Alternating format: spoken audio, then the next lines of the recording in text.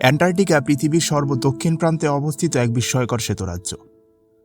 প্রকৃতির চরম রূপ ধারণ করা এই মহাদেশে মানুষ স্থায়ীভাবে বসবাস করতে পারে না। এখানে তাপমাত্রা নামতে পারে -90°C পর্যন্ত। ঘন্টায় 300 কিলোমিটার গতিতে বয়ে যায় প্রবল তুষার ঝড়, আর বার্ষিক বৃষ্টিপাত মাত্র 51 মিলিমিটার। এই বৈশিষ্ট্যগুলোই অ্যান্টার্কটিকাকে বিশ্বের শীতলতম, শুষ্কতম ও সর্বাধিক প্রতিকূল মরুভূমিতে পরিণত করেছে। কিন্তু এই বরফাচ্ছন্ন ভূমির নিচে কি লুকিয়ে আছে, যা নিয়ে বিশ্বের শক্তিধর দেশগুলো এতটা আগ্রহী? অ্যান্টার্কটিকা পৃথিবীর সবচেয়ে রহস্যময় ও দুর্গম মহাদেশগুলোর মধ্যে একটি। এই মহাদেশের আয়তন প্রায় 1,40,00,000 বর্গ কিলোমিটার, যা ইউরোপ এবং অস্ট্রেলিয়ার সম্মিলিত আয়তনের চেয়েও বড়। এই বরফে আচ্ছাদিত মহাদেশটি পৃথিবীর দক্ষিণ মেরুতে অবস্থিত এবং এর চারদিকে রয়েছে দক্ষিণ মহাসাগর। এখানে কোনো স্থায়ী জনবসতি নেই, তবে বিভিন্ন দেশের গবেষকরা অস্থায়ীভাবে বসবাস করেন গবেষণা কাজের জন্য। প্রাচীনকাল থেকেই মানুষ ধারণা করত পৃথিবীর দক্ষিণে রয়েছে বিশাল অজানা ভূমি, যাকে তারা সেই সময় নাম দিয়েছিল টেরা অস্ট্রালিস ইনকগনিটা, বা অজ্ঞাত দক্ষিণের ভূমি। তবে এটা বাস্তবে কতটা সত্য তা বহু শতাব্দী ধরে একটি রহস্যই ছিল।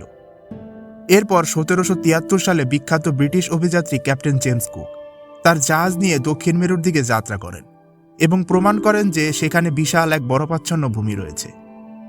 তবে তিনিও সরাসরি এই মূল ভূখণ্ডে পৌঁছাতে পারেননি, শুধুমাত্র বরফের প্রাচীর থেকে আবার ফিরে আসেন। অবশেষে 1820 সালে 27 জানুয়ারি দুইজন রুশ অভিযাত্রী ফ্যাবিয়ান এবং মিখাইল লাভারেস, যারা প্রথমবারের মতো আনুষ্ঠানিকভাবে অ্যান্টার্কটিকার ভূখণ্ড দেখতে পান, যা আধুনিক ইতিহাসে প্রথম আবিষ্কার হিসেবে বিবেচিত হয়। এরপর ধীরে ধীরে বিভিন্ন দেশ এখানে বৈজ্ঞানিক গবেষণা শুরু করে এবং 1959 সালে অ্যান্টার্কটিকা চুক্তি স্বাক্ষরিত হয়, যার মাধ্যমে সিদ্ধান্ত নেওয়া হয় যে অ্যান্টার্কটিকা শুধুমাত্র শান্তিপূর্ণ গবেষণার জন্যই ব্যবহৃত হবে। আজও এই মহাদেশের গভীরে লুকিয়ে আছে অসংখ্য রহস্য, যা বিজ্ঞানীদের মনে কৌতূহল জাগিয়ে রেখেছে। এই বরফের নিচে কি শুধুই শূন্যতা, নাকি লুকিয়ে আছে এক অজানা ইতিহাস?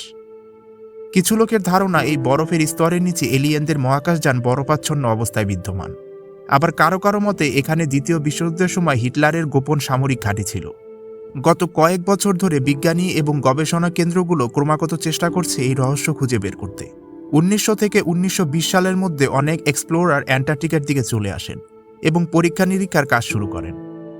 তবে অবাক করা বিষয় হচ্ছে, এত নির্জন দক্ষিণ মেরুর একটি বরফের এলাকার প্রতি কেন এত বড় বড় দেশের আগ্রহ? এটা কি শুধু তাদের জায়গা বিস্তারের জন্য, নাকি এর পেছনে রয়েছে নতুন কোনো ভয়াবহ প্ল্যান? এই বিষয়ে বিস্তারিত জানার আগে চলুন জেনে আসি অ্যান্টার্কটিকা মহাদেশ থেকে এখনো পর্যন্ত কি কি রহস্যময় জিনিস আবিষ্কার হয়েছে। দ্বিতীয় বিশ্বযুদ্ধের পর অনেক দেশ অ্যান্টার্কটিকায় গবেষণা স্টেশন স্থাপন করে, যার মাধ্যমে এই শ্বেত মহাদেশ সম্পর্কে একের পর এক চমকপ্রদ ও রহস্যময় তথ্য সামনে আসতে শুরু করে। এদের মধ্যে অন্যতম ও সবচেয়ে বিস্ময়কর আবিষ্কার হলো অ্যান্টার্কটিকার সবসময় বরফে ঢাকা ছিল না এবং একসময় এই অঞ্চল ছিল সবুজে আচ্ছাদিত, ঘন জঙ্গলে ভরা এক উষ্ণ মহাদেশ। শুধু তাই নয়, তারা সেখানে এমন কিছু পোকামাকড়ের জীবাশ্ম আবিষ্কার করেছেন যেগুলো বর্তমানের বরফাচ্ছন্ন পরিবেশে বেঁচে থাকতে অক্ষম।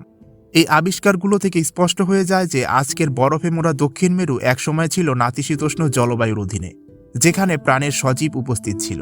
অ্যান্টার্কটিকার দ্বিতীয় রহস্যময় আবিষ্কার আরও চমকপ্রদ। এই বরফে মোড়া মহাদেশের প্রায় 3 কিলোমিটার পুরো বরফের নিচে লুকিয়ে আছে 400টিরও বেশি লেক, যেগুলোর প্রতিটিরই রয়েছে নিজস্ব ইকোসিস্টেম। অর্থাৎ এই লেকগুলো এমন এক ভিন্নধর্মী পরিবেশে বিরাজমান, যেখানে রয়েছে অনন্য সামুদ্রিক উদ্ভিদ ও প্রাণী, যেগুলো পৃথিবীর আর অন্য কোথাও দেখা যায় না। এদের অনেকেই হাজার হাজার বছর ধরে সূর্যালোকের সংস্পর্শ ছাড়াই টিকে আছে, যা বিজ্ঞানীদের জন্য এক বিশাল বিস্ময়। 2016 সালে অ্যান্টার্কটিকায় একটি গবেষণাগারের র্যাডারে ধরা পড়ে অদ্ভুত সিগন্যাল। এরপর দেখা যায় আকাশে কিছু অদ্ভুত বস্তুর ছায়া, যা দেখতে অনেকটা স্পেসযান বা ইউএফওর মতো। যদিও এই ঘটনার সত্যতা নিয়ে রয়েছে বিতর্ক। অনেক রাজনৈতিক বিশ্লেষকের মতে এটি সম্ভবত আমেরিকা এবং অন্যান্য দেশের গোপন সামরিক বিমানের পরীক্ষা ছিল। অ্যান্টার্কটিকার আরেকটি গুরুত্বপূর্ণ আবিষ্কার হচ্ছে উল্কাপিণ্ড। 1911 সালে এই মহাদেশ থেকে প্রথম উল্কাপাথর বা মিটিওরয়েট আবিষ্কৃত হয়। তারপর থেকে এখনো পর্যন্ত এই মহাদেশ থেকে প্রায় 45,000টিরও বেশি মিটিওরয়েট উদ্ধার করা হয়েছে। এই পাথরগুলো মহাকাশের বিভিন্ন স্থান থেকে এসে পৃথিবীর বুকে পতিত হয়েছে এবং এদের বিশ্লেষণের মাধ্যমে আমাদের সৌরজগৎ এবং মহাকাশের উৎপত্তি সম্পর্কে গুরুত্বপূর্ণ তথ্য মিলছে। 1911 সালে রস টেইলর নামের এক বিজ্ঞানী অ্যান্টার্কটিকার বুকে আবিষ্কার করেন এক অদ্ভুত ও রহস্যময় ঝড়। যা আজও মানুষকে বিস্ময়ে ভাসিয়ে রাখে। তিনি এমন একটি জলপ্রপাতের সন্ধান পান যার পানি রক্তের মতো গাঢ় লাল। প্রথম দেখাতেই মনে হয় যেন বরফের নিচ থেকে রক্তধারা বের হচ্ছে। এই ভয়ঙ্কর এবং বিস্ময়ের দৃশ্যের কারণে এই স্থানটির নাম রাখা হয়েছে ব্লাড ফলস বা রক্ত ঝর্ণা, এবং এটি অবস্থিত টেরর গ্লেশিয়ার নামক এলাকায়। এই এলাকাটির নামকরণও করা হয়েছে রোজ টেইলরের নামেই। অনেক বছর ধরে এই স্থান ঘিরে ছড়িয়ে পড়ে নানা রকমের গুজব ও রহস্য। কেউ ভাবত এটি কোনো অভিশপ্ত স্থান, আবার কেউ বলতো এটি ভৌতিক বা এলিয়েনের অস্তিত্বের প্রমাণ। তবে আধুনিক বৈজ্ঞানিক গবেষণায় উঠে এসেছে এর একটি যুক্তিসঙ্গত ও চমৎকার ব্যাখ্যা। টেরর গ্লেশিয়ারের গভীরে লুকিয়ে আছে একটি প্রাচীন লবণাক্ত পানির জলধারা, যা হাজার হাজার বছর ধরে সূর্যলোক ও বাতাস থেকে সম্পূর্ণভাবে বিচ্ছিন্ন। এই পানির লবণাক্ততা সাধারণ সমুদ্রের চেয়েও প্রায় 8 গুণ বেশি, এবং এতে রয়েছে প্রচুর পরিমাণে আয়রন।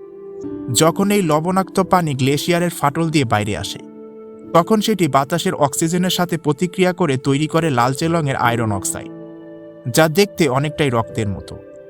এই ব্লাড ফলস শুধু একটি প্রাকৃতিক বিস্ময়ই নয়, বরং এটি পৃথিবীর সীমিত পরিবেশে জীবনের টিকে থাকার ক্ষমতা সম্পর্কে আমাদের জানার পথ আরও প্রসারিত করেছে। তবে আসল কথা হচ্ছে, আমরা শুরুতেই বলেছি বিভিন্ন দেশ এই মহাদেশের মালিকানা দাবি করে, যে মহাদেশে মানুষের কোনো চিহ্নই নেই, যেখানে রয়েছে বরফের পুরো স্তর। এইখানে না আছে কোনো উত্তম সুবিধা, না আছে কোনো স্বর্ণের খনি। আসলে মূল কারণ কিন্তু আরও দীর্ঘ এবং পরিকল্পিত।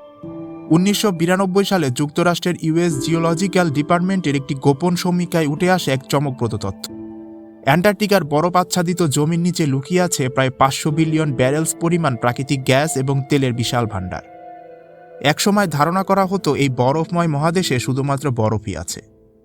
তবে আরও আশ্চর্যের বিষয় হচ্ছে, আজকের দিনে চীন, রাশিয়া বা অন্যান্য সুপার পাওয়ার দেশগুলি শুধুমাত্র এই তেল বা গ্যাসের প্রতি আগ্রহী নয়, বরং তাদের নজর এখন অ্যান্টার্কটিকার সম্প্রতি আবিষ্কৃত হওয়া কিছু বিরল ধাতুর রিজার্ভের দিকে। এই মহাদেশে আবিষ্কৃত হয়েছে ওসিয়াম, প্রেসিডিয়াম, টার্বিয়াম এবং ডিসপ্রেসিয়াম। এই মেটেলগুলো অত্যন্ত দুর্মূল্য এবং রেয়ার, যেগুলো ছাড়া আধুনিক প্রযুক্তি একদমই অসম্ভব। আমাদের mobile phone, laptop, smart gadget, এমনকি ইলেকট্রিক গাড়ির ব্যাটারির মতো যন্ত্রপাতি তৈরির জন্য এই ধাতুগুলো অপরিহার্য। যেহেতু পুরো বিশ্ব এখন তেল ও গ্যাসের ওপর নির্ভরতা কমিয়ে বিদ্যুৎ চালিত প্রযুক্তির দিকে ধাবিত হচ্ছে, তাই এই বিরল ধাতুগুলোর কদর এখন তেল, গ্যাসের চেয়েও অনেক বেশি। ইলেকট্রিক গাড়ি, আয়রন ব্যাটারি এবং গ্রিন এনার্জি প্রযুক্তি যেভাবে ভবিষ্যৎ দখল করে নিচ্ছে, তাতে অ্যান্টার্কটিকা হয়ে উঠেছে আধুনিক যুগের নতুন রত্নভাণ্ডার। আর সেই ভবিষ্যতের দখল নিতেই সুপার পাওয়ারের দেশগুলোর মাঝে অদৃশ্য এক প্রতিযোগিতা শুরু হয়েছে, কে আগে পৌঁছাবে অ্যান্টার্কটিকার লুকোনো সম্পদের কাছে। আর এই জন্যই এই অ্যান্টার্কটিকা মহাদেশ নিয়ে এতটা টানাটানি। দেখা হচ্ছে নতুন এপিসোডে।